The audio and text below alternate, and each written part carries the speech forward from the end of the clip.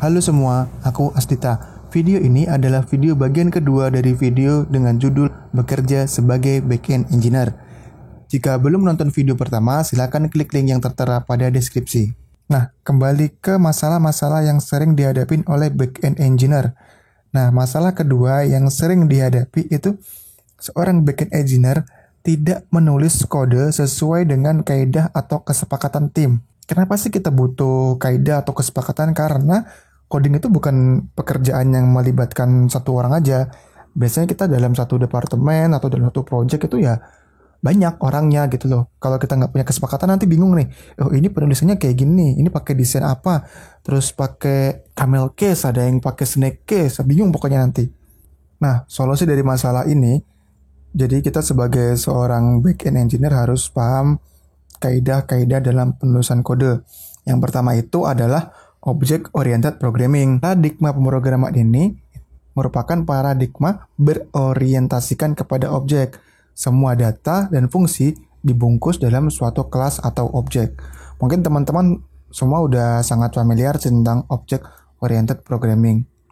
Jadi aku bahas singkat aja. Kelebihan OPP itu yang pertama ada modularitas, yang artinya program yang besar bisa dipecah-pecah menjadi modul yang kecil, dan modul-modul ini itu nanti akan saling berinteraksi.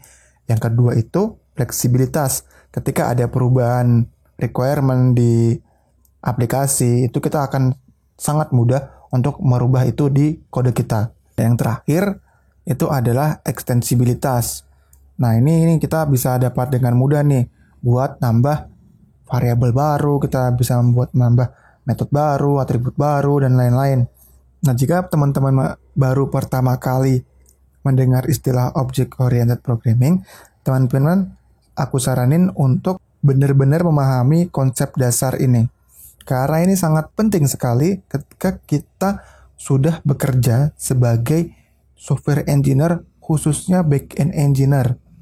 Nah, yang kedua itu ada konsep don't repeat yourself. Secara singkatnya, kita itu nggak perlu melakukan pekerjaan yang berulang-ulang dan pekerjaan itu sama gitu loh. Nah misal nih kita sintak kayak gini nih, ada sintak validasi info kayak ini nih. Nah sintak ini tuh belum menerapkan konsep DRY atau don't repeat yourself. Ketika kita menerapkan konsep DRY, kita akan mendapatkan fungsinya seperti di bawah nih. Jadi lebih enak dibaca dan lebih ringkas kan. Nah, untuk teman-teman yang ingin sekali belajar penerapan konsep DRY, teman-teman bisa membaca buku The Pragmatic Programmer. Nah, selanjutnya ada design pattern. Design pattern merupakan suatu pola dalam software desain yang mengacu terhadap solusi umum yang dapat digunakan kembali untuk menyelesaikan suatu permasalahan umum atau khusus dalam konteks tertentu. Design pattern ini erat hubungannya dengan software desain. Apa software desain kita akan bahas di materi selanjutnya lebih detail lagi. Nah, kenapa kita harus menerapkan design pattern? Design pattern ini merupakan suatu toolkit yang telah diuji coba dan telah berhasil untuk menyelesaikan suatu permasalahan software desain. Jadi kita nggak perlu nih mikir, gimana sih software desain yang bagus untuk aplikasi kita? Karena udah ada daftar-daftar desain pattern yang dapat kita gunain untuk memecahkan masalah yang kita hadapi. Dan jenis-jenis desain pattern ini udah teruji berhasil untuk menyelesaikan masalah-masalah umum di luar sana. Tentunya akan sangat bisa kita aplikasikan di project kita sebagai seorang backend engineer. Alasan kedua, kita bisa mempermudah komunikasi antar tim.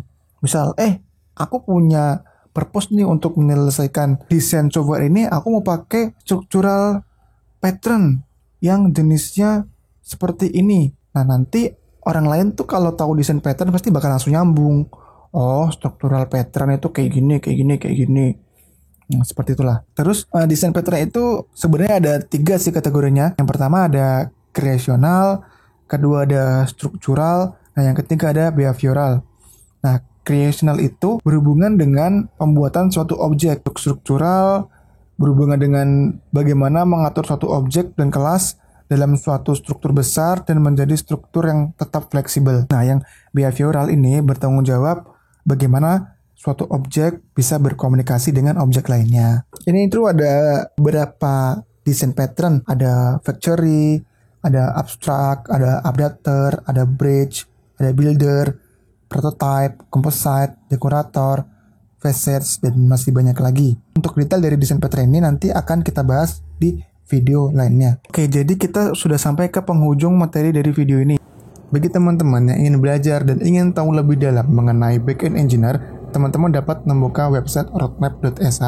Tampilan dari website roadmap.sh di sini banyak banget kan roadmap yang bisa kita gunakan untuk belajar berbagai macam topik. Ada front end, back end, DevOps, Android, dan masih banyak lagi. Oke, sekarang kita akan mencoba untuk explore roadmap untuk belajar sebagai backend engineer. Nah ini di website ini disediain untuk menjadi software backend engineer itu teman-teman harus tahu apa aja. Nah di sini ada yang pertama internet, terus tentang apa aja nih, tentang HTTP seperti yang kita bahas tadi, communication protocol, terus ada DNS dan masih banyak lagi. Teman-teman kalau bingung buat mulai belajar dari mana, bisa memakai panduan ini.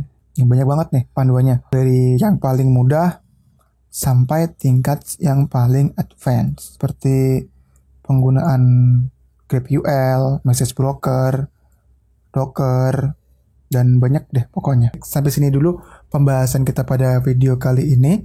Jika teman-teman suka video kali ini, silahkan di like, atau kalian gak suka, dislike aja. Terus kalau teman-teman ada saran, ada masukan, silahkan komentar, atau bisa hubungin aku via Twitter.